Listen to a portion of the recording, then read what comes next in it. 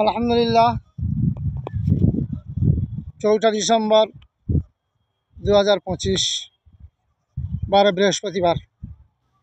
আজকে আমরা শুভ লগ্নে সকাল সকাল বিশ্ব ইজতেমার ময়দানে উপস্থিত হয়েছি। আলহামদুলিল্লাহ আমরা প্রত্যেকেই দেখছি দীর্ঘ 32 বছর পর এই 2026-এ 2-3-4 জানুয়ারি হুগলির উনিয়ান এলাকায় বিশ্ব ইজতেমার নাম জলসা কায়েম করা হয়েছে।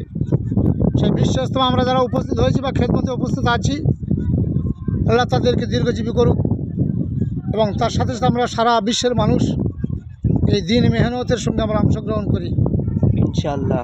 আর আমরা প্রত্যেকে আপ্রাণ চেষ্টা করব আগামী 2-3-4 ডিসেম্বর জানুয়ারি আমরা যেন প্রত্যেকে ইজতেমা আসতে পারি।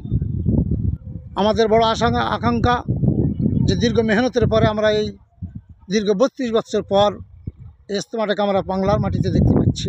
আলহামদুলিল্লাহ। সেই জন্য আমরা বিশ্বের সমস্ত মানুষের কাছে আহ্বান করব, দাওয়াত দিব, আমরা যথাযথ টাইমে আমরা যেন এখানে উপস্থিত হতে পারি। সেই জন্য আমরা প্রত্যেকের কাছে আশা আকাঙ্ক্ষা রাখি, যারা দেখছেন বা শুনছেন প্রত্যেকে মনের ভিতরে একটা আশা আকাঙ্ক্ষা নেন যথা সময় যেন আমরা ইজতেমায় উপস্থিত হতে পারি।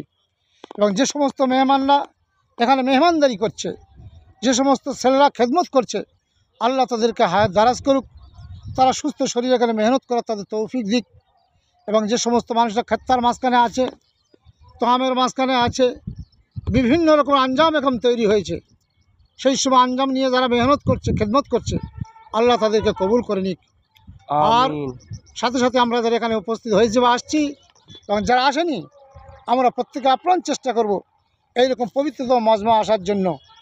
সেই জন্য আমরা প্রত্যেকেই আল্লাহ আমাদের সুস্থ থাকুক, সুস্থ শরীর আমাদের চলার তৌফিক দান করুক, আমাদের হায়াত দারাজ করুক।